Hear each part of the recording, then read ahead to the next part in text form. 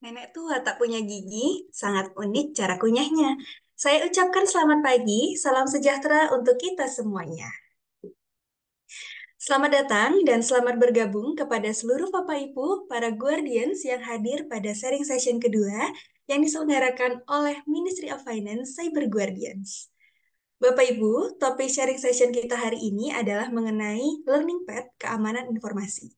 Topik ini dibahas dengan tujuan untuk memberikan wawasan baru serta memperkuat jalur pembelajaran para Bapak Ibu Guardians di bidang keamanan informasi. Bapak Ibu, izinkan saya untuk memperkenalkan diri terlebih dahulu. Perkenalkan, saya Bintang Velinia, selaku pembawa acara pada pagi hari ini. Agenda kita pagi hari ini, Bapak Ibu, terdiri dari yang pertama, pembukaan dan penyampaian CV narasumber, dilanjutkan dengan sharing session mengenai Learning Path Keamanan Informasi oleh Mas Anggata Mahendra, kemudian dilanjutkan dengan acara diskusi, dan yang terakhir adalah penutup. Bapak Ibu, para Guardians, pada sesi hari ini kita akan mengulik tentang jalur pembelajaran di bidang keamanan informasi. Mulai dari apa hal pertama yang harus saya pelajari tentang keamanan informasi, dan dari mana saya harus mulai belajar tentang keamanan informasi. Materi hari ini akan dibawakan oleh Mas Anggata Mahendra, atau mungkin bisa disapa dengan Mas Anggata, yang saat ini menjabat sebagai Head of IT Audit Department pada Indonesia Exim Bank dan Head of Research and Technology pada Ministry of Finance Cyber Guardians.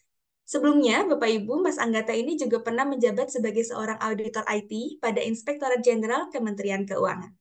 Nah, sebagai seseorang yang berkecimpung di dunia IT, tentunya Mas Anggata ini juga memiliki beragam sertifikasi, Bapak Ibu. Sertifikasi profesi yang menunjang keahliannya dalam bekerja.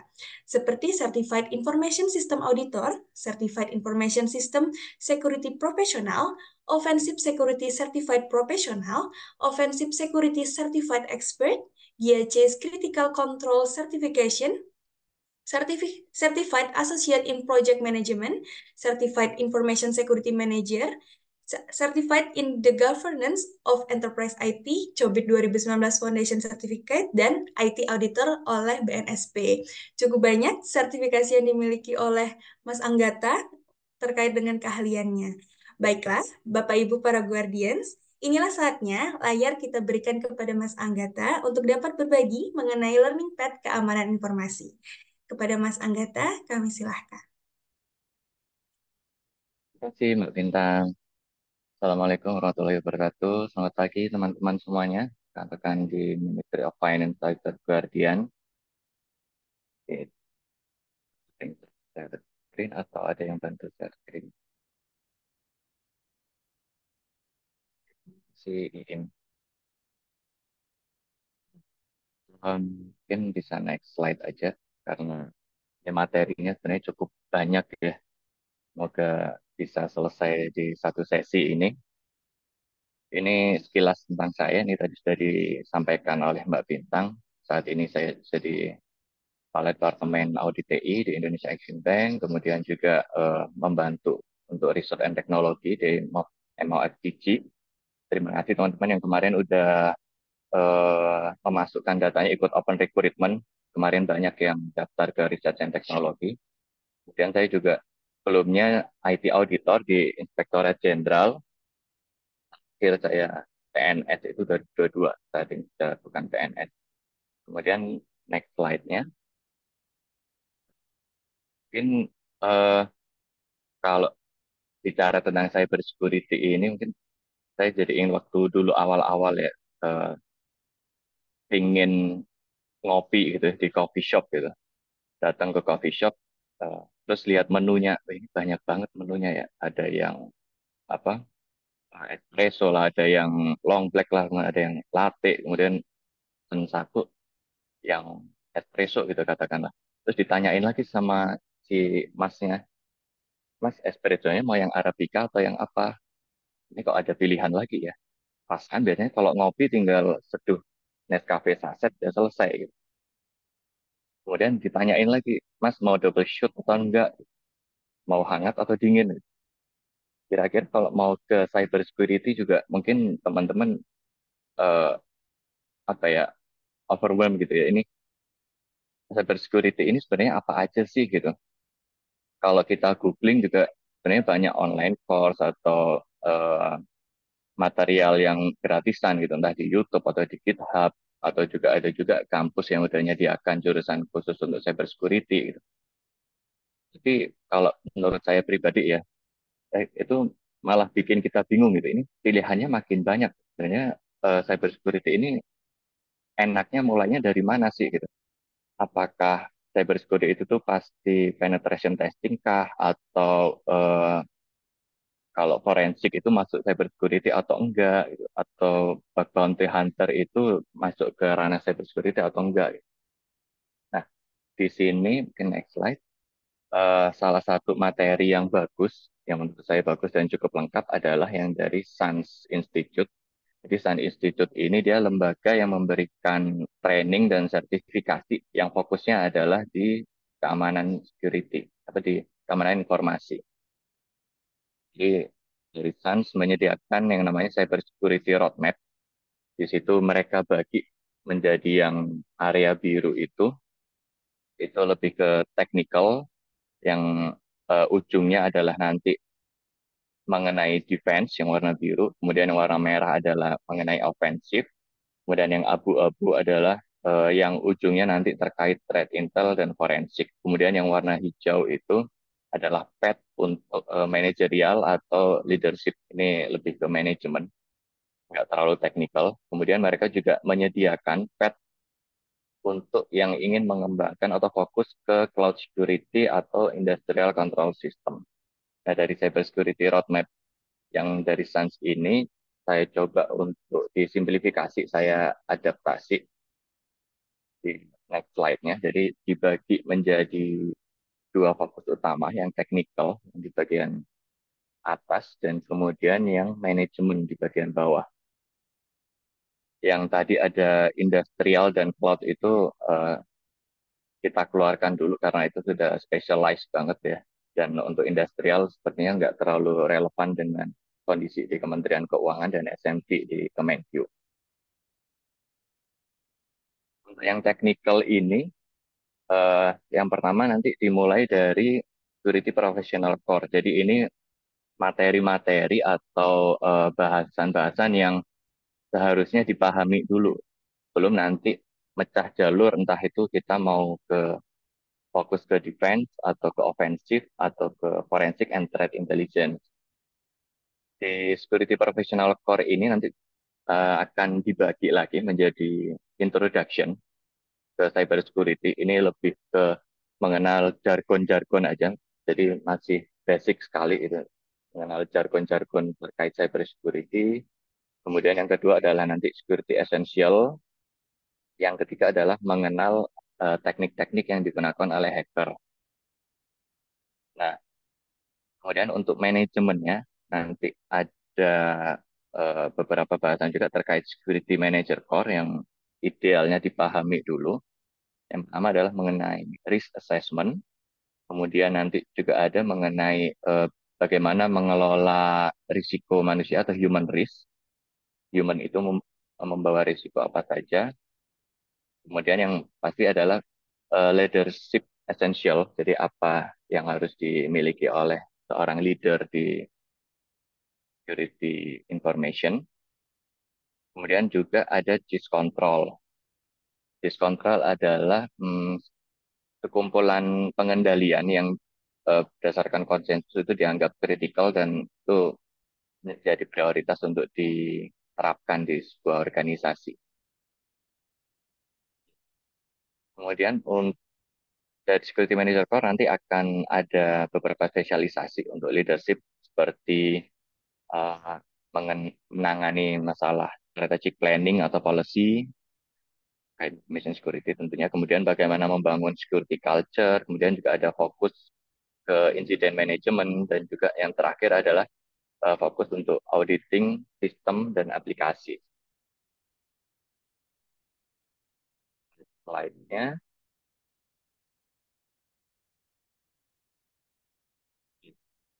yang pertama kita bahas mengenai topik-topik dasar yang seharusnya dimiliki oleh security professional.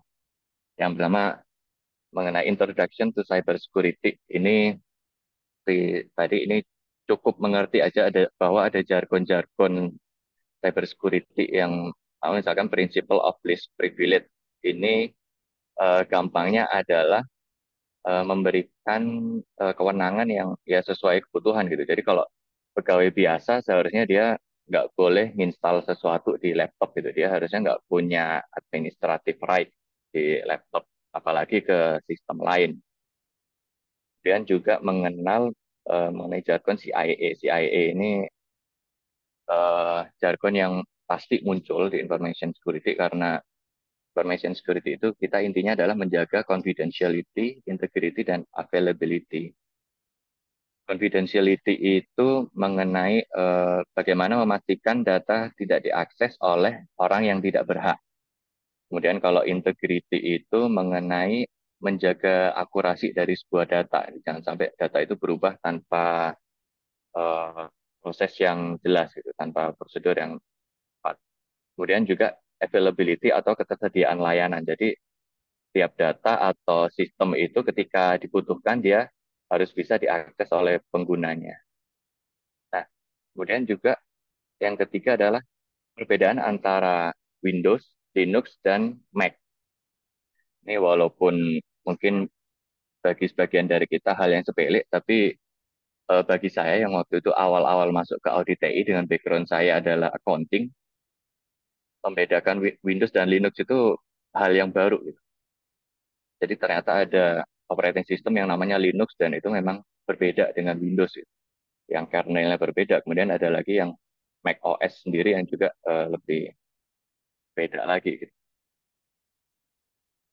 Kemudian memahami apa itu operating system dan kernel. Jadi operating system itu ada Windows itu contoh operating system. Di dalam operating system itu ada yang namanya kernel. Kernel itu adalah apa ya, bagian inti dari operating system yang dia menerjemahkan. Jadi dia menghubung antara hardware, seperti CPU, kemudian RAM, kemudian hard disk, agar bisa ngobrol dengan softwarenya. Gitu. Jadi kernel itu jembatannya, dia translatornya. Kemudian juga memahami apa itu file system, bagaimana sebuah operating system itu mengelola atau menyimpan file di sebuah hard disk atau di sebuah SSD. Kemudian juga apa itu random access memory atau RAM.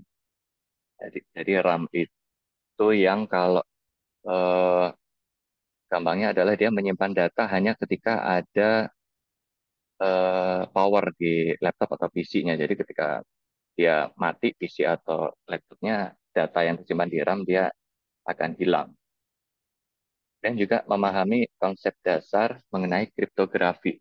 Kriptografi ini contohnya adalah hmm, cryptographic hashing. Jadi cryptographic hashing itu dia merubah misalkan ada satu file gitu ya, doc doc 1 doc x gitu.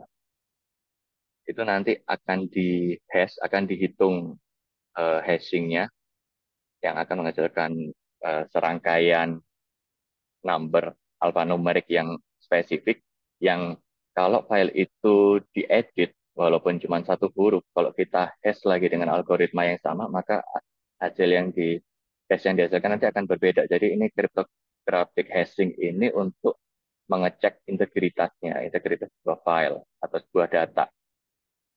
Dan ada juga jargon yaitu symmetric cryptography, kemudian juga ada asymmetric cryptography. Selanjutnya adalah mengenai authentication and authorization. Authentication ini eh, bagaimana sebuah sistem memverify user identity. Jadi ketika kita memasukkan user dan password, itu kita membuktikan bahwa ini loh saya gitu kepada sebuah sistem, itu namanya authentication. Kemudian setelah hasil masuk dengan user dan password, maka nanti sistem akan akan mengauthorize kita akses-akses tertentu kepada resource-resource tertentu yang sudah ditentukan. Dan juga introduction cybersecurity ini memahami sedikit mengenai networking, misalkan apa itu TCP, apa itu UDP, gitu. Jadi TCP itu adalah singkatan dari Transmission Control Protocol. Ini adalah protokol untuk mentransmisikan data melalui jaringan yang dia akan ngecek ketika data dikirim dan ketika data diterima oleh di penerima datanya itu akan dilakukan checking apakah datanya sudah sesuai atau enggak, apakah ada data yang hilang atau enggak. Sedangkan UDP atau User Datagram Protocol ini dia mengirimkan data juga, tapi dia lebih cepat karena dia tidak melakukan checking. Jadi dia mengorbankan akurasi dari sebuah data untuk kecepatan. Ini biasanya untuk web streaming, video streaming itu biasanya pakai UDP. Yang penting datanya nyampe real time, eh, videonya hilang-hilang dikit nggak apa-apa lah, kayak Zoom kita kali ini. Dan juga mengenali apa itu malware. Jadi malware itu kalau orang umum biasanya kenalnya cuma virus. Jadi sebenarnya, padahal virus itu adalah bagian dari malware atau malicious software, software yang jahat. Ya. Jadi malware itu ada yang namanya virus. Virus itu dia adalah program jahat yang cara kerjanya dia nempel ke program lain untuk kemudian melakukan kejahatan, untuk misalkan lompat lagi ke program lain atau ngambil akses. Gitu. Dan ada yang namanya worm. Worm itu mirip dengan virus, tapi dia untuk mereplikasi dirinya sendiri itu nggak perlu nge ke sebuah program tertentu. Dan ada yang namanya Trojan Horse, jadi dia program yang kayak nyamar gitu. Kelihatannya baik-baik, tapi ternyata di dalamnya dia ada code-code tertentu yang berusaha mengambil data si user atau menipu user untuk mengeksekusi program lain. Kemudian ada lagi contoh malware itu adalah ransomware. Ini ransomware lagi ngetrend. Jadi dia cara kerjanya adalah mengenkrip data si korban untuk kemudian minta bayaran, minta ransom ya untuk ditukar dengan decryption key-nya. Selain mengenal apa aja malware, di sini juga baiknya bagaimana apa atau countermeasure untuk malware itu. Jadi apa aja sih anti malware yang ada, kemudian bagaimana menangani atau mencegah kita terkena malware, baik sistem atau secara pribadi.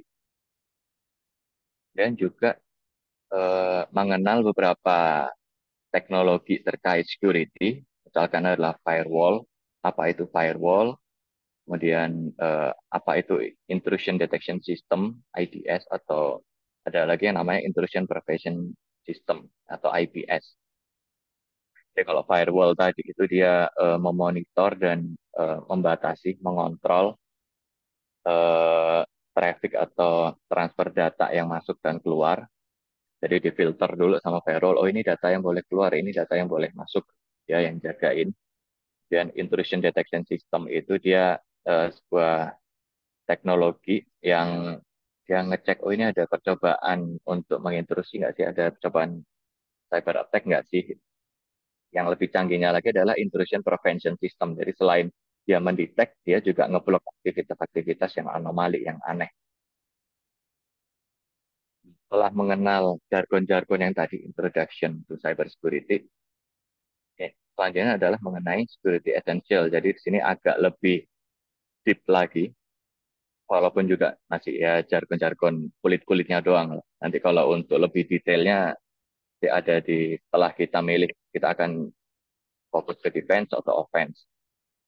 Yang pertama di security essential adalah eh, bagaimana mengenai logical dan physical komponen dari sebuah network perangkat jaringan. Jadi physical komponennya jaringan itu ada yang namanya routers, ada yang namanya switch, kemudian ada lagi yang namanya wireless access point, yang wifi router, yang biasanya kita ada, kalau misalkan langganannya IndiHome itu sama dia dikasih yang Huawei kotak putih, itu wireless access point sekaligus router, wifi router. Dan juga mengenal mengenai komponen logical dari sebuah jaringan. Eh, Keywordnya adalah misalkan IP address, kemudian apa itu VLAN atau virtual LAN, kemudian apa itu routing table. Gitu. Selanjutnya adalah mengenai virtualisasi. Jadi kalau laptop normalnya kita yang dapat dari kantor adalah dari hardware laptop kita diinstal Windows, kemudian kita langsung pakai Office di Windows itu. Kalau yang virtualisasi ini dari satu laptop, katakanlah satu PC, nanti dipasangin Windows, kemudian di atas Windows itu nanti ada yang namanya virtualization program. Di situ nanti kita bisa masang virtual machine di dalam virtual machine itu nanti kita bisa pasang Windows lagi. Jadi ada Windows di dalam Windows gitu. Dan nggak cuma Windows, kita juga bisa install Linux. Jadi ada Windows di dalam Linux dan itu di satu physical machine, di satu PC atau laptop itu nanti bisa kita pasangin beberapa operating system. Jadi ada satu PC di dalamnya nanti ada Windows-nya. Di dalam Windows-nya itu nanti kita bisa install Windows 10, bisa kita install Windows 7, bisa kita install kali Linux dan Linux lainnya itu virtualization.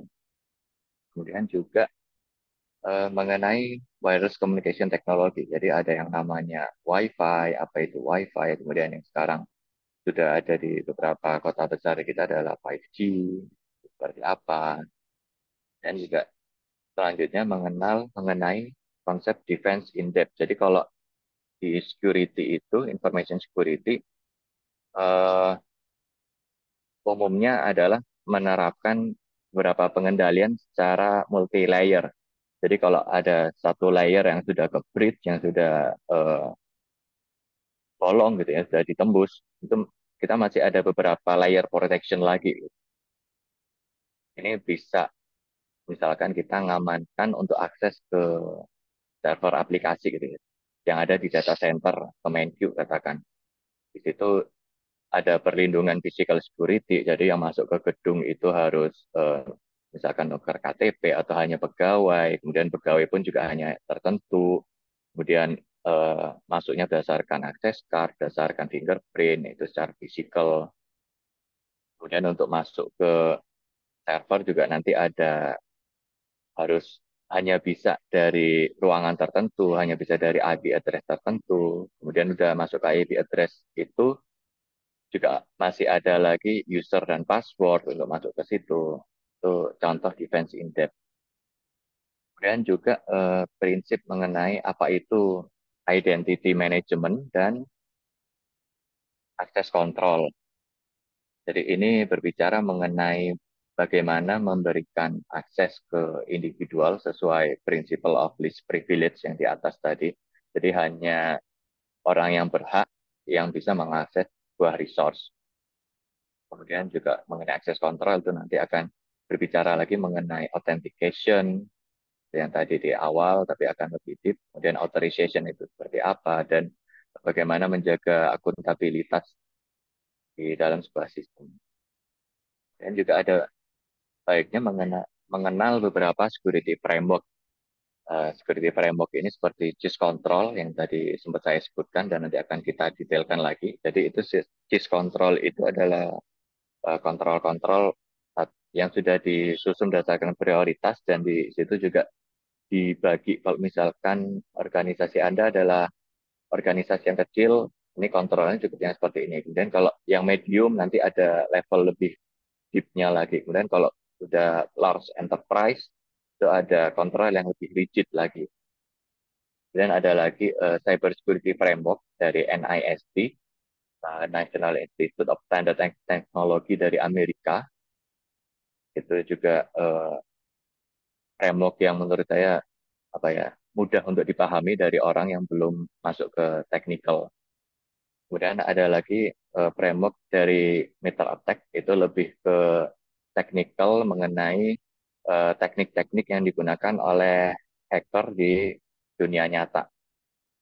Nggak perlu sampai detail, yang penting cuma mengenal, oh ternyata ada framework yang namanya CIS, ada framework yang namanya Cyber Security Framework, kemudian ada Metal Attack. Ya, minimal kalau diajak ngobrol nyambung lah. Kemudian juga mengenai konsep mobile device security. Jadi mobile device sekarang eh, udah apa ya orang sudah sangat ketergantungan ya dengan mobile device kita kemana-mana bayar pakai QRIS dari Android kita atau dari iPhone kita gitu. Jadi kalau udah kebrit itu risikonya cukup besar sekarang, entah data kita yang dicuri atau uang kita yang dicuri. Jadi di sini penting untuk mengenal konsep mengenai mobile device security. Dan juga ada mengenai vulnerability assessment dan penetration testing. Jadi kalau vulnerability assessment itu gampangnya adalah eh, ngecek sebuah sistem itu dia sudah up to date atau enggak, atau dia pakai versi yang sekarang misalkan versi terbarunya adalah 7.1. Ternyata dia masih pakai versi 5.1. Versi 5.1 ini punya vulnerability apa aja? Itu yang dicek di vulnerability assessment. Gampangnya seperti itu. Vulnerability assessment ini eh, sekarang udah bisa di running pakai automated tools ya. Jadi udah cukup gampang untuk dilakukan dan bisa continuous. Dan bedanya dengan penetration testing adalah kalau penetration testing dia nggak cuma ngelihat oh ini ada vulnerability, tapi dites apakah vulnerability ini bisa digunakan untuk mengeksploit sistem itu gitu. Jadi ini vulnerability ini bisa jadi lubang nggak sih untuk masuk ke sistem gitu. Ini next step-nya dari vulnerability assessment. Untuk melakukan penetration testing, memang ada beberapa automated tools-nya, tapi akan lebih bagus, jauh lebih bagus hasilnya kalau ini manually, ya tentu dengan oleh person yang sudah punya ini ya kompetensi ya. Kemudian mengenai apa itu web application security. Jadi ini kontrol-kontrol yang umum untuk web application. Kemudian web application itu umumnya punya kelemahan apa aja sih gitu. Atau misalkan untuk mengelola web aplikasi itu biasanya pakai apa sih? Contohnya adalah PHP MyAdmin. Ini PHP MyAdmin biasanya punya kerentanan apa sih gitu? Atau untuk mengkonfigur PHP MyAdmin ini baiknya seperti apa? Selanjutnya adalah log management. Jadi log management ini nanti akan berbicara mengenai bagaimana mengenerate sebuah log, kemudian bagaimana menyimpannya, kemudian retention dari sebuah log itu seperti apa. Kemudian ada lagi Windows Security Infrastructure. Ini eh, topik-topik yang terkait adalah misalkan Active Directory, kemudian Group Policy. Active Directory dan Group Policy itu kayak untuk mengatur konfigurasi laptop atau PC yang Windows based secara terpusat. Dan ada lagi mengenai Windows Access Control, bagaimana cara membatasi akses ke resource-resource tertentu di Windows environment. Kemudian juga mengenal mengenai Linux fundamental. Jadi Linux itu untuk misalkan untuk security permission-nya, untuk file permission-nya dia uh, agak berbeda dengan Windows, walaupun nggak terlalu jauh, tapi dia ada spesifikasi sendiri. Kemudian bagaimana user account di Linux itu biasanya seperti apa, kemudian bagaimana cara menginstal atau mengelola package di sebuah Linux. Gitu. Kalau di Windows kan kita tinggal download .exe-nya, executable-nya kita langsung run install gitu. Kalau di Linux mungkin ada yang bisa seperti itu, kemudian ada lagi yang namanya package management-nya. Kemudian setelah Linux fundamental, kita bisa lebih deep lagi mengenai Linux Security Enhancement. Jadi di Linux ada yang namanya Security Enhanced Linux atau SE Linux, C Linux. Itu mekanisme untuk merigidkan lagi akses kontrol security policy di operating system Linux. Kemudian uh, security enhancement untuk Linux bisa mengacu ke chief hardening guides and utilities. Jadi chief selain mengeluarkan uh, kontrol prioritas, dia juga mengeluarkan guidance atau best practice untuk menghardening sebuah operating system, baik itu Linux, Windows, Mac OS, dan mobile dia juga ada. Kemudian next slide-nya yang bisa dipelajari untuk basic bagi security professional adalah mengenal hacker teknik. Jadi hacker teknik tadi akan yang terkait dengan hacker teknik itu adalah meter attack framework. Di sini tadi meter attack itu berbicara mengenai taktik, teknik, dan pengetahuan-pengetahuan umum terkait hacking yang sudah terjadi di dunia nyata. Jadi kemarin grup hacker X dia nyerang bank tertentu, itu dianalisa oleh researcher, kemudian taktiknya mereka seperti apa sih, teknik hackernya itu seperti apa, dituangkan di MetaRated Framework ini. Kemudian ada yang namanya Open Source Intelligence atau OSINT. Ini adalah mengumpulkan informasi-informasi secara gratis dari publik. Jadi misalkan kita mau menarget Kemenq gitu ya. Kemudian nyari Kemenq itu pejabat IT-nya siapa aja sih?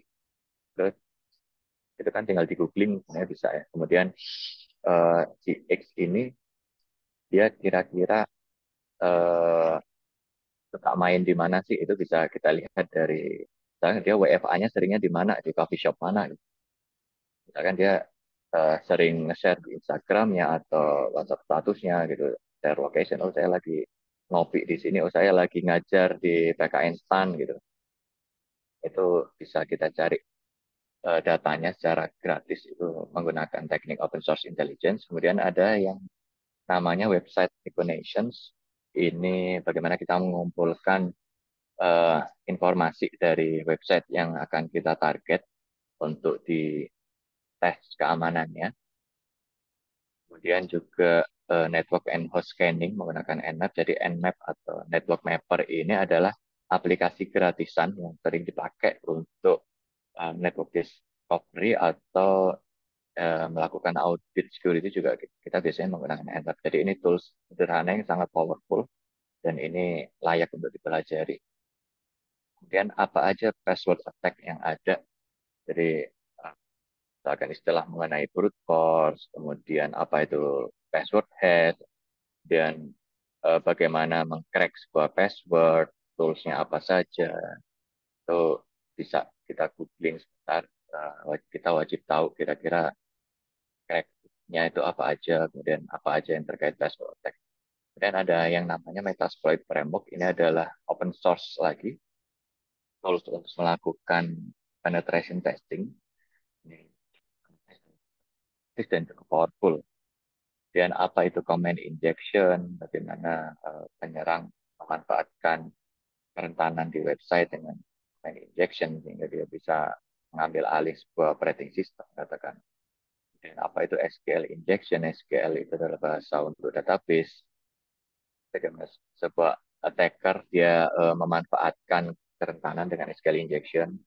Kemudian endpoint security bypass. Jadi walaupun kita sudah pasang antivirus, kita sudah pasang anti malware, itu sebenarnya bisa di bypass dengan teknik-teknik tertentu. Kemudian apa itu pivoting dan lateral movement? Jadi setelah biasanya hacker telah masuk tembus ke sebuah environment, tembus dia sudah masuk ke intranet Kemenq, gitu. Dia akan pindah-pindah sistem untuk mencari target yang lebih empuk atau data yang lebih bisa dijual, itu namanya lateral movement. Kemudian bagaimana hacker itu bisa mengcovering track mereka. Jadi walaupun mereka sudah masuk, nanti mereka bisa menghapus jejaknya, misalkan dengan menghapus log file atau eh, memodifikasi access time dari sebuah file atau modify time dari sebuah file. Dan teknik hacker yang adalah establishing persistence. Jadi setelah hacker masuk, setelah dia lateral movement, dia jarang ya hacker itu dia setelah masuk dia akan langsung nge-blow up bahwa dia sudah masuk ke sistem ini, dia akan nge-encrypt. Kalau dia ransomware dia akan encrypt sistem itu. Biasanya dia akan keliling dulu, dia akan gerilya dulu, ronda dulu dia. Itu bisa bulanan gitu, bisa tahunan gitu. Nah, itu bagaimana mereka menjaga aksesnya biar tetap bisa mengakses itu. Misalkan memasang backdoor dan lain-lain.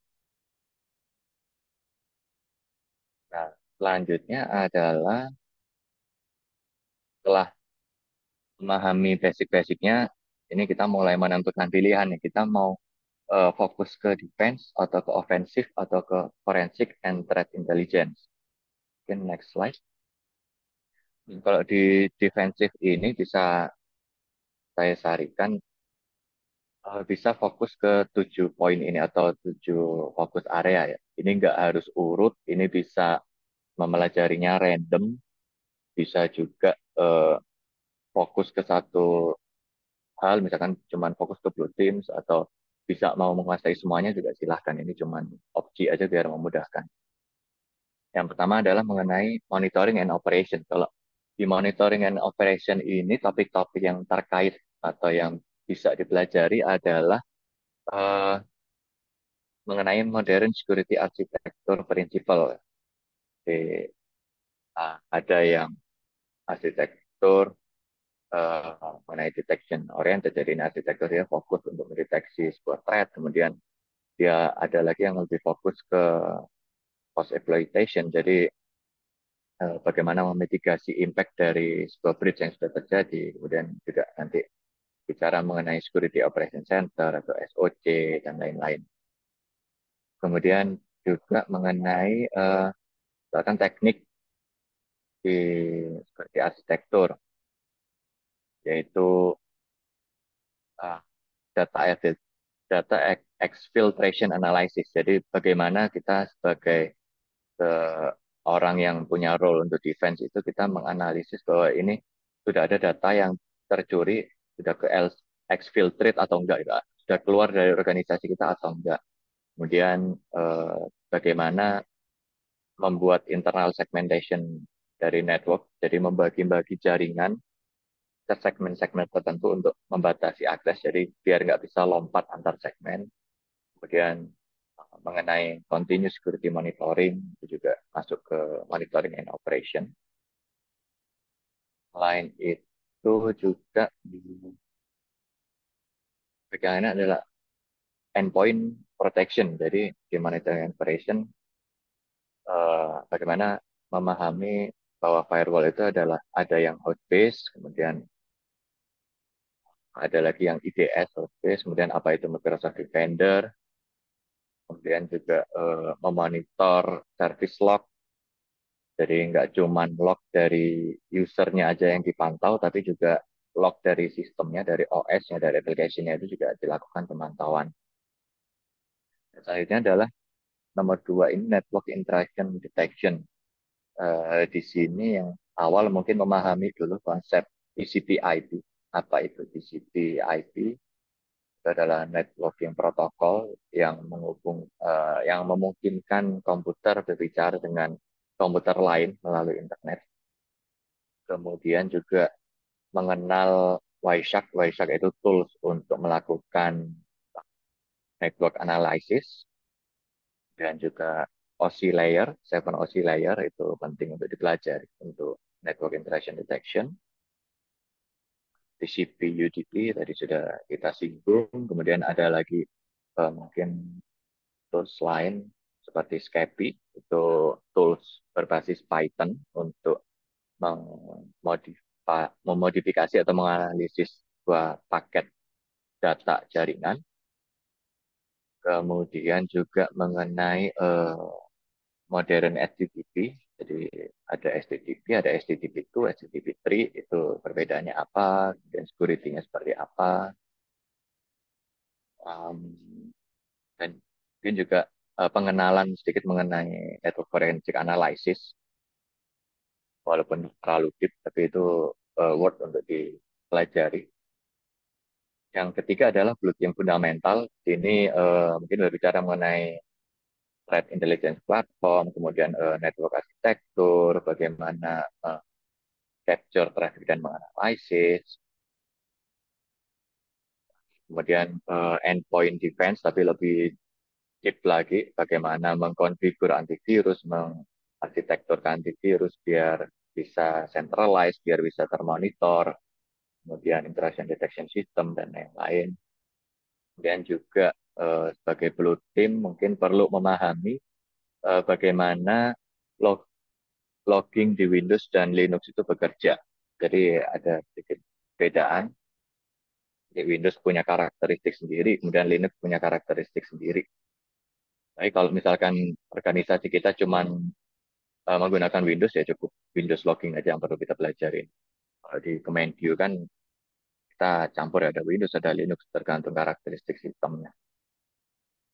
Kemudian kait bulletin fundamental mungkin juga nggak terlalu teknis tapi penting juga, yaitu bagaimana mengelola burnout atau retention issue di tim blue team ini, di vendor ini.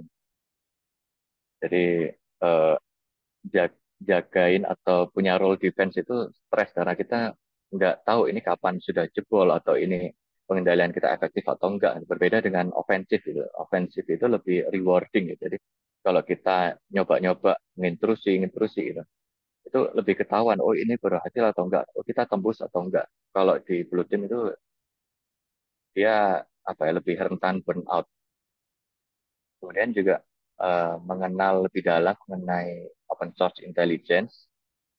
Ini bagaimana menggunakan search engine, nanti bagaimana query-query atau komen yang efektif gitu ya untuk kita googling, tampaknya seperti itu.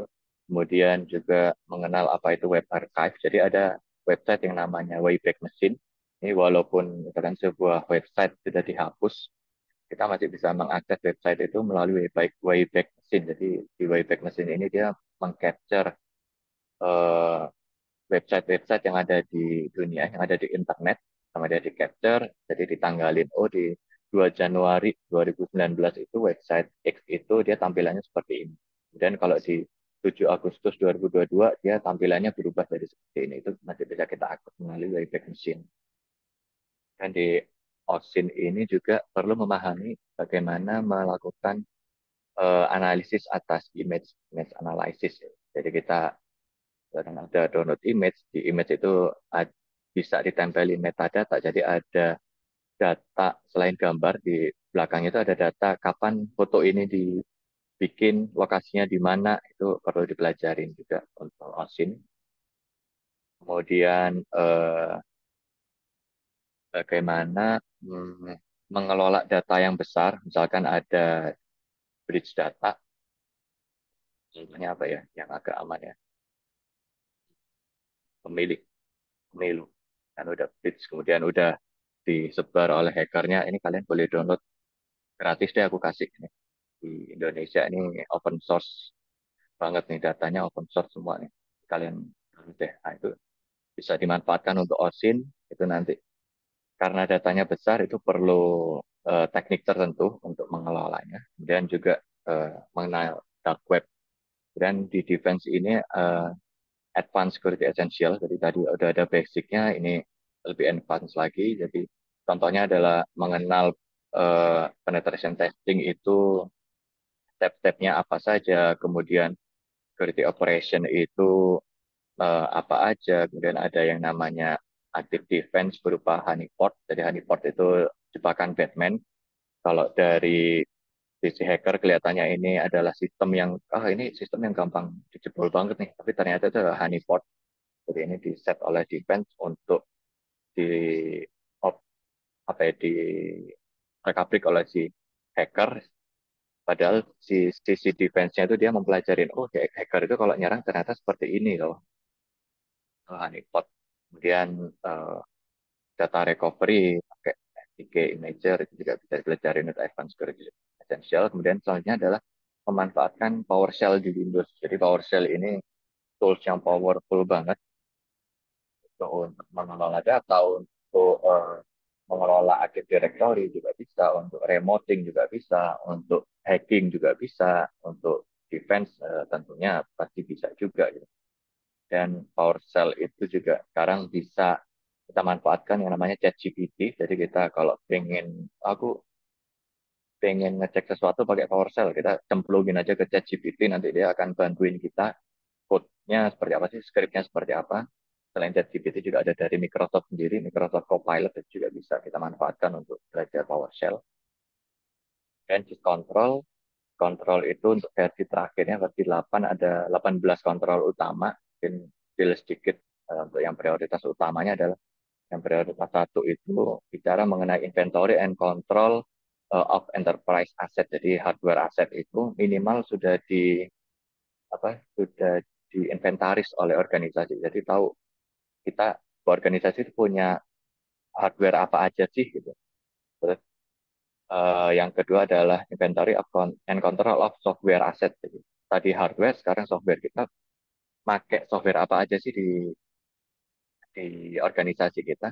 Jadi kenapa inventory itu yang pertama di diskontrol? Karena kita nggak akan bisa mengontrol atau mengendalikan sesuatu yang kita nggak tahu. Jadi disensus dulu di awal itu diskontrol. Untuk yang ofensif selanjutnya, kalau yang mau fokus ke ofensif ini bisa dibagi ke beberapa fokus. Yang pertama adalah penetration testing.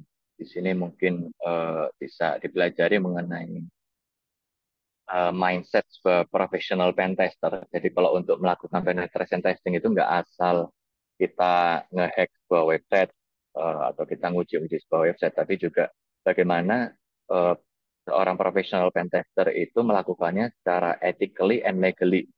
Jadi kita baru bisa ngetes kalau itu sudah dilegalkan, sudah diokekan oleh si victimnya ya, calon victim yang akan kita uji.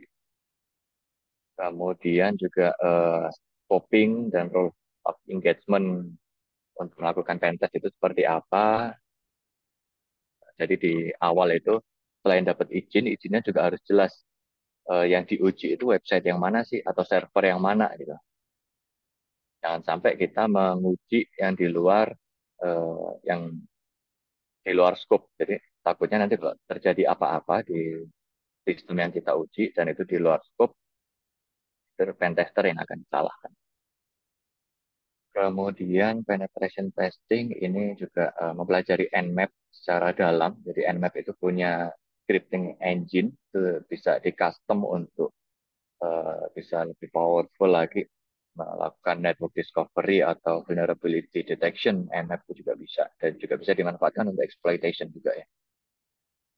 Kemudian bagaimana melakukan operating system fingerprinting. Jadi walaupun kita nggak punya akses langsung ke operating system di servernya, tapi ada teknik tertentu di mana kita bisa mengetahui oh si aplikasi contohnya website kemenq.go.id ini dia berdirinya di server apa sih, di Windows versi berapa sih, Windows server berapa sih, itu bisa dilakukan. Ada teknik tertentunya untuk ngecek itu dan ada teknik tertentu untuk melindungi itu juga ya. Kemudian melakukan eksploitasi menggunakan Metasploit. Ya. Kemudian Metasploit juga ada subtoolsnya lagi yaitu Meterpreter. Itu juga tools yang gratis dan sangat powerful untuk melakukan penetration testing. Kemudian privilege escalation di Windows dan Linux itu juga perlu dipelajari untuk penetration tester. Dan bagaimana mengekstrak password dari sebuah hash yang ada di dalam Windows-nya atau dari sebuah RAM, kita juga bisa ekstrak password. Kemudian penetration testing, apalagi ya, evade antivirus. Jadi walaupun tidak ada antivirus, kita bagaimana meng-evade-nya atau men-disable antivirus itu juga di penetration testing. Kemudian social engineering nomor dua ini. Social engineering ini adalah bagaimana kita memanfaatkan psikologi manusia untuk bisa mengeksploitasi sebuah sistem atau kita dapat data yang confidential. Contohnya di sini adalah phishing, itu contoh social engineering yang kalau nggak salah kemarin sudah dilakukan oleh fintech ya, atau level Kemenq phishing campaign. Kemudian bagaimana membuat phishing form itu sangat meyakinkan gitu. Jadi si victimnya nggak ngeh kalau itu ternyata adalah penipuan. Kemudian social engineering itu bisa juga mengenai USB and media drops. Jadi misalkan eh, kalau pegawai nemu SSD portable gitu 1 tera geletakan di parkiran gitu, itu apakah diambil atau oleh pegawainya. Kalau diambil dicolok ke laptop ternyata itu ada malware-nya, itu salah satu contoh teknik untuk USB drop. Kemudian ada yang namanya tailgating.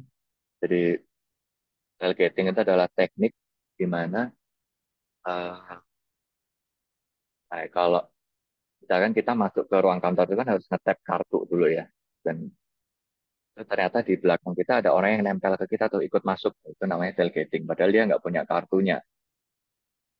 Itu salah satu cara. ofensif juga. Kemudian social engineering yang pertama adalah bagaimana membuat reportnya. Jadi percuma kalau kita udah social engineering, kita udah phishing, kita udah tailgating, tapi reportnya ternyata acak adut gitu ya. Ini reportnya susah dicerna, reporting juga penting. Kemudian ada fokus lain adalah ofensif ke mobile devices, itu iOS dan Android.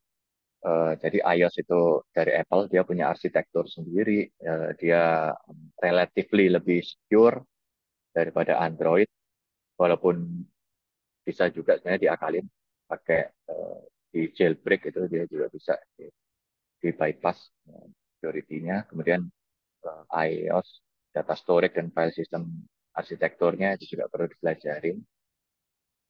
Dan walaupun iOS itu relatively secure, tapi itu juga eh, ada malware juga loh yang target ke iOS, itu juga bisa dipelajarin.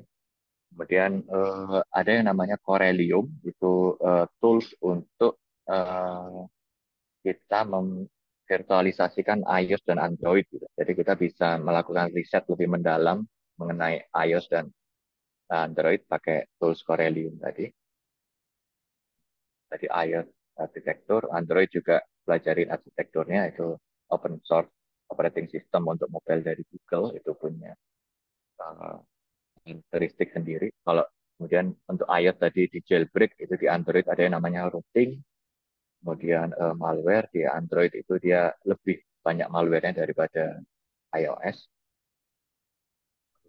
Terus reverse engineering juga bisa dipelajari. Kemudian ada yang namanya Internet of Things, sekarang udah banyak. Misalkan CCTV, kemudian Smart TV, ada lagi yang namanya Smart Kulkas. Gitu. Saya juga nggak paham kenapa kulkas harus smart ya. Itu bisa jadi target yang menarik untuk diserang dan dieksploitasi untuk kemudian dijadikan IoT botnet.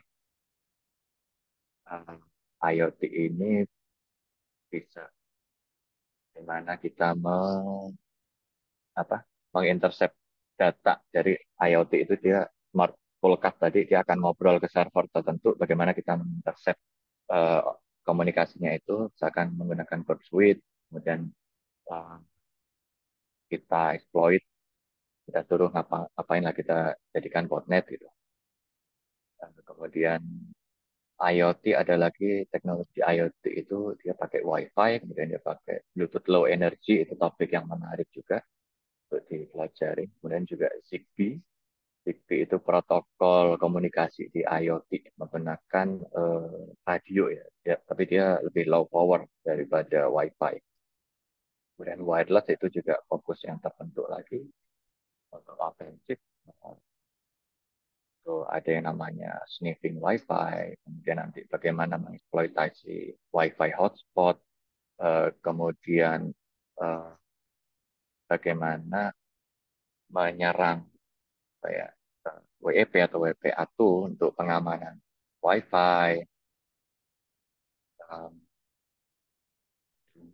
Kalau di wireless itu juga ada PLE, tadi Bluetooth Low Energy, itu juga bisa masuk ke wireless, RFID, kemudian NFC, bagaimana kita menyerang NFC, atau contohnya adalah kartu yang kita pakai untuk misalkan kita ke hotel, kita dapat kartu akses masuk ke kamarnya, itu bisa dieksploit juga.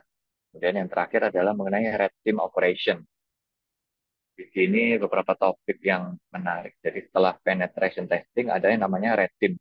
Kalau red team ini dia eh, lebih mensimulasikan real life attack. Jadi lebih liar lagi nih. Kalau tadi penetration testing dia cuma fokus ngetek website misalkan. Kalau di red team ini bisa ngetek orangnya, adminnya, miminnya, bisa lebih bebas lagi dan lebih mirip dengan real life attack. Di red team itu nanti ada berbicara mengenai threat intelligence, kemudian bagaimana membangun red team skill development. Kalau di Gen Kemenq kemarin belum saya pindah sih, sedang di develop untuk red teamnya.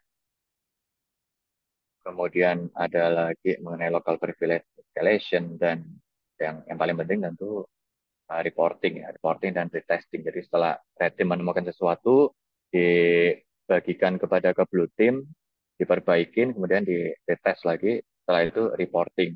Dan reporting ini penting bagaimana kita menyampaikan hal yang teknis ke manajemen gitu. Itu sangat penting di rating. Jadi percuma kita udah uh, bobol macam-macam dari ratingnya atau bloatingnya sudah memperbaiki A, B, C, D, tapi ternyata malah tetap disalahin oleh pimpinan. Itu harus dipotret dengan baik di reporting. Kemudian di forensic and threat intelligence, oke, next slide. Ini ada 7 fokus. Ini sebenarnya nggak cuma forensic and threat intelligence ya, tapi juga ada threat hunting, kemudian ada incident response. Cuman nanti judulnya kepanjangan, nggak cukup kalau ditulis semua. Jadi cuma ditulis intinya aja forensic and threat intelligence. Ini beberapa fokusnya bisa ke Windows Forensic. Jadi file sistem Windows itu ada apa aja, NTFS, FAT, exFAT, kemudian bagaimana melakukan forensik atas Windows Registry, bagaimana kita mengumpulkan Windows Registry, kemudian bagaimana kita menerjemahkan atau menganalisis Windows Registry. Kemudian di Windows itu punya artefak apa aja, gitu. Misalkan eh, di usernya udah pernah ngakses website apa aja di browser, kemudian dia nyimpan email apa aja di laptopnya atau di PC-nya, kemudian bagaimana melakukan event log analysis gitu. Jadi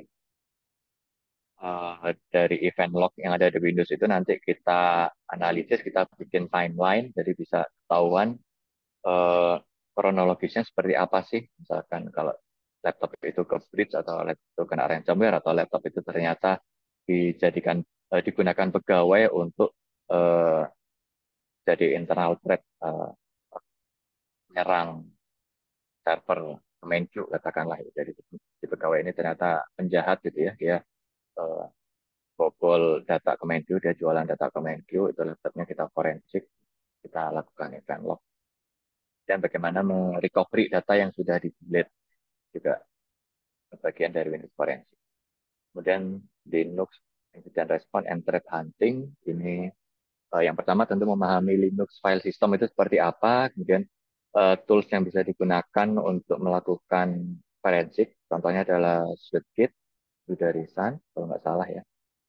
Kemudian mengumpulkan evidence atau merecovery data yang sudah di-delete atau mengumpulkan log-log untuk file untuk operating system Linux. Kemudian apalagi? Oke, yang selanjutnya nomor 3, Enterprise Class Incident Response and Recounting. Jadi kalau tadi fokus ke Windows dan ke Linux, ini yang 3 ini lebih ke secara enterprise, ini lebih cocok. Yang organisasinya gede, kelas Kemenku. Jadi insiden responnya lebih menyeluruh, lebih komprehensif. Ini contohnya adalah mempelajari tentang apa ya, active defense concept, yaitu deny, disrupt, and degrade untuk meng, me- mengcontain si attacker. Jadi si attackernya itu nggak bisa kemana-mana. Dia udah masuk, dia udah cuma di situ aja gitu. Jadi, kalau yang konsep deny itu dia mencegah attackernya mengakses resource yang lain. Kemudian kalau konsep yang disrupt itu bagaimana menginterrupt operasinya si attacker, si attacker, si attacker. Kemudian hate itu mengurangi efisiensi dari si attackernya, effectiveness atau efisiensi dari si attackernya gitu. Kemudian ada lagi eh, yang menarik di Enterprise Class Incident Response ini mengkombinasikan incident response dan project management. Jadi incident response itu biar lebih terstruktur lagi, baik cara handlingnya, kemudian resource allocation-nya, dan timeline-nya itu perlu di combine dengan project management. Selain itu juga documentation and communication itu juga penting. Bagaimana melakukan komunikasi yang baik biar decision making-nya itu uh, tepat waktu ya, jangan sampai telat. Kemudian selanjutnya adalah Mac and iOS Forensic. Ini tadi ada Windows, Linux, sekarang Mac. Ini kalau di pemerintahan sih biasanya jarang ya pakai Mac atau iOS, tapi nggak menutup kemungkinan ada penggunaan Mac OS. Itu juga perlu dipelajarin bagaimana melakukan forensiknya, karena Mac dan iOS punya file structure yang berbeda. Kemudian eh, bagaimana untuk artefak-artefaknya, lokasinya seperti apa. Smartphone forensik ini kurang lebih sama dengan yang tadi iOS dan Android yang belajar, yaitu file sistem infrastrukturnya seperti apa. Kemudian kalau yang lebih spesifik untuk forensik mungkin artefak-artefaknya itu tersimpan di mana. Kalau Android itu aktivitas usernya kesimpan di folder mana gitu. Jadi saya buka WhatsApp atau saya pernah chat dengan siapa itu kesimpannya di mana, itu ada teknik tertentunya. Kemudian saya threat intelligence. Ini fokus ke bagaimana memahami eh, TTP, teknik and prosedur di real life hacker, biar kita bisa lebih biar lebih secure. Jadi kita learning from disaster ya. Udah, eh, organisasi lain ngerasain kena hacker begitu, terus belajarin hackernya ternyata tekniknya seperti ini loh. Kita pelajarin, kita terapkan kontrol untuk mencegah itu, ternyata ABCD 1 2 3. Jadi itu penting untuk melakukan threat intelligence. Threat intelligence ini sama dengan red team, butuh keterampilan sendiri. Jadi ini butuh strategi sendiri untuk membangun intelligence team. Kemudian nanti akan berbicara mengenai kira-kira future threat itu seperti apa, kemudian collection source-nya seperti apa, eh, dan juga menganalisis reportnya, nanti penyusunan dari hasil analisisnya seperti apa. Yang terakhir ini adalah fokus ke malware analysis. Jadi ada ini biasanya untuk yang suka riset ini. Jadi kalau ada malware, misalkan katakan Kemenq kena ransomware atau kena malware. Tapi ini bukan real case ya, cuman katakanlah. Ternyata malware-nya ini nggak bisa kedeteksi sama anti malware kita, sama anti malware Kemenq. Tapi berhasil di contain, gitu. Jadi dia cuma nyerang di server X doang, gitu. Nah ini malware analysis kita bongkar nih, ini malware-nya ini behavior-nya seperti apa sih? Kemudian dia punya kemiripan dengan malware yang mana sih? Kira-kira nanti dia eh, setelah bisa take over sistem ini dia biasanya ngapain gitu. Dia masuknya dari celah yang mana, itu malware analysis. Kemudian next-nya, karena ini udah mau jam 9 ya ternyata. Oke, nah ini mengenai security manager core. Jadi hal-hal yang basic yang perlu dipelajarin oleh security manager. Yang pertama adalah cyber security risk management. Ini apa itu risk assessment, business context mengenai risk assessment, kemudian apa itu governance and risk, kemudian risk management life cycle, mulai dari identifikasi risiko, menilai impact and likelihood, kemudian mengimplementasikan kontrol. Setelah itu ada risk assessment quality, kemudian mengevaluasi cyber security documentation. Jadi apakah dokumentasi terkait cyber security, misalkan policy, prosedur dan standar itu sudah memenuhi atau sudah align dengan best practice atau regulasi, gitu ya, regulatory requirement. Kemudian mengevaluasi cyber security safeguard, maksudnya ini adalah apakah firewall kita sudah memadai, sudah bisa memitigasi risiko yang ada, kemudian antivirus software kita apakah sudah bisa memitigasi risiko yang ada atau selera risiko. Jadi nggak harus eh, ini benar-benar antivirus atau firewall kita yang paling kuat gitu. Ini tetap harus dilihat cost and benefitnya, dilihat lagi risikonya, dilihat selera risiko organisasi kita. Ada mungkin ada serangan-serangan atau celah-celah yang oh oke lah itu nggak apa-apa di kita terima gitu. Itu risiko yang kita terima. Kita budget kita lebih fokus ke area yang lebih kritikal. Seperti itu. Kemudian bagaimana presenting risk ke stakeholder, jadi bagaimana mengkomunikasikan risiko itu secara jelas dan mudah dipahami ke stakeholder. dan ini risk remediation and response. Jadi bagaimana mengidentifikasi, memitigasi dan merespon sebuah risiko. Dan yang kedua adalah memanage human risk. Eh, jadi eh, manusia itu risiko yang cukup tinggi. Jadi nggak cuma sistem aja. Kalau information security, manusia itu juga eh, potensi sebagai celah. Ini bisa dipelajari mengenai security awareness maturity model, kemudian human risk and variable yang mendefinisikan ini. Misalkan motivasi, ability, itu contoh variabel dari human risk. Kemudian kenapa kok human itu vulnerable dan beberapa teknik untuk mengeksploitasi manusia. Kemudian bagaimana mendapatkan support dari manajemen, top level manajemen. Kemudian mengenai mendevelop strategic plan untuk human risk management. Kemudian mengubah budaya manusia biar lebih secure. Misalkan dia nggak memungut USB atau hard disk eksternal yang diletakkan secara sembarangan dan colok ke laptop atau PC-nya. Dan dia nggak ngeklik attachment dari email yang nggak dikenal. Contoh, mengubah habit behavior. Kemudian bagaimana mengembangkan instructor-led training atau virtual live training atau computer-based training yang efektif. Eh, Bagaimana membangun security culture yang menilai perubahan yang sudah terjadi, apakah jadi program yang tadi itu apakah efektif atau enggak, apakah behavior human-nya berubah atau enggak. Dan juga disk control, ini basic untuk security manager tadi sudah kita jelaskan. Untuk leadership specialization ini bisa bagi keempat. Yang pertama adalah strategic planning and policy and strategic planning, policy and leadership. Di situ next slide ya. Nah, di strategic planning, policy and leadership itu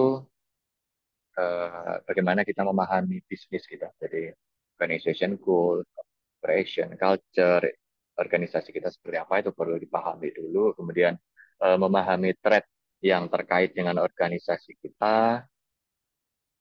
Kemudian juga melakukan SWOT analysis, kemudian mengenal security framework yang ada, misalnya cyber security framework yang tadi, kemudian ISO 27001, dan membangun security matrix program, mengembangkan policy, mengelola policy, menilai eh, efektivitas penerapan dari policy itu. Dan yang kedua di leadership specialization adalah security culture for leaders.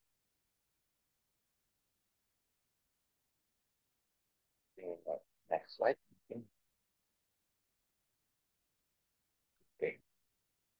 Nah, security culture for leaders ini eh, jadi tadi sudah di basic kita sudah bicara security leader, ini lebih spesifik lagi bagaimana mengidentifikasi security culture yang sesuai dengan organisasi kita, bagaimana melakukan change manajemennya, kemudian hal-hal apa yang bisa memotivasi changes itu, kemudian menilai change-nya, eh, mencari dukungan budget untuk perubahan culture, dan juga mungkin komunikasikan yang terakhir ya.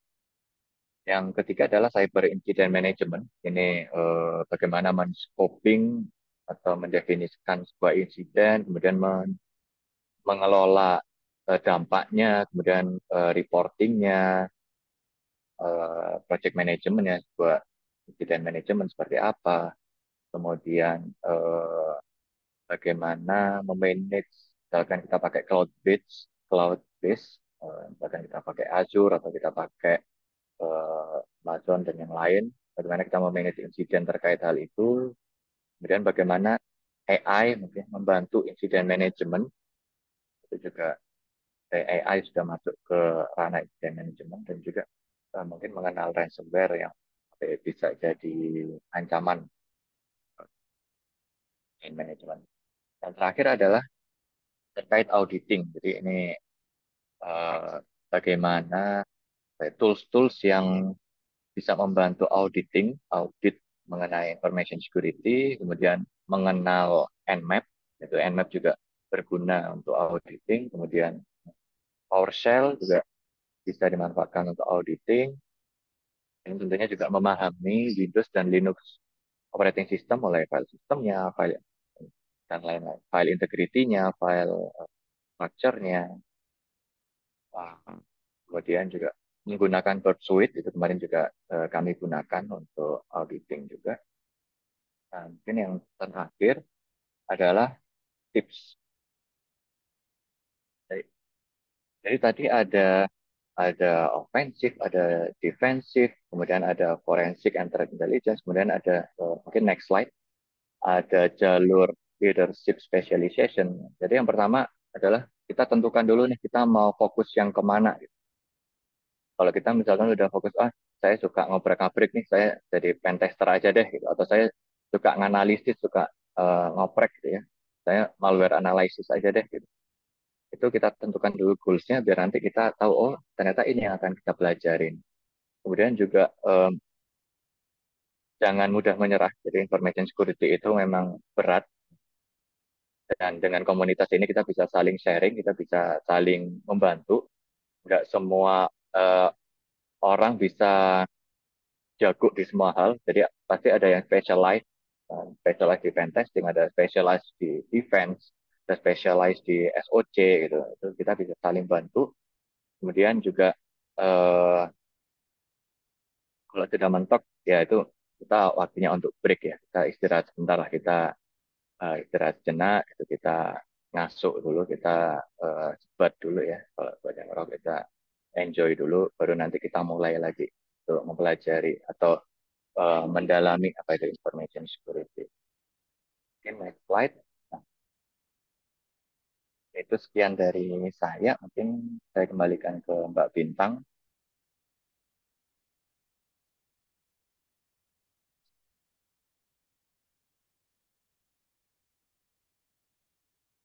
Mungkin Baik, ada rekan-rekan yang... Oke, silakan Mbak Bintang. baik, terima kasih banyak Mas Anggata atas penyampaian materinya. Mohon izin Mas, sehubungan sudah jam 8.57, apakah masih dibuka sesi tanya jawab? Mungkin boleh ya sebentar. Mm. Mohon maaf Silakan nih lebih. Bapak Ibu, kalau ada yang ingin untuk bertanya, silakan untuk raise hand dan disampaikan pertanyaannya kepada Mas Anggata.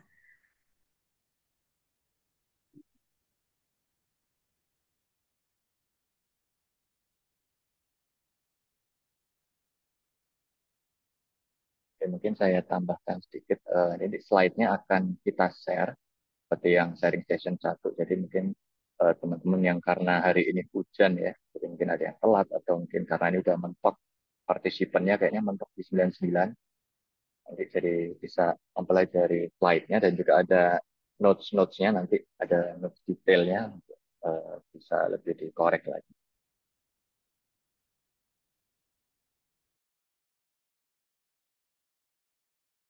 Baik, terima kasih Mas Anggata. Bagi Bapak Ibu yang mungkin ingin bertanya dan mendapatkan slide-nya, mungkin nanti bisa didapatkan di grup WA komunitas ya Bapak Ibu. Kalau seandainya ada pertanyaan lanjutan terkait untuk Mas Anggata dan bagaimana cara belajar terkait dengan keamanan informasi, nanti bisa ditanyakan kembali di grup komunitas. Bapak Ibu, para Guardians yang hadir pada pagi hari ini, tak terasa kita sudah berada di penghujung acara. Demikianlah rangkaian acara sharing session hari ini. Kami ucapkan terima kasih banyak kepada Mas Anggata sudah berbagi informasi, berbagi ilmu kepada kami pada sharing session hari ini, dan juga seluruh partisipasi aktif peserta sharing session hari ini. Bapak Ibu, semoga sharing session hari ini dapat memberikan ilmu yang bermanfaat untuk kita semua, dan saya mewakili panitia yang bertugas pada pagi hari ini memohon maaf jika terdapat kesalahan. Dan sampai jumpa di sharing session MOPSIGI berikutnya minggu depan dan selamat kembali beraktivitas. Terima kasih Bapak Ibu.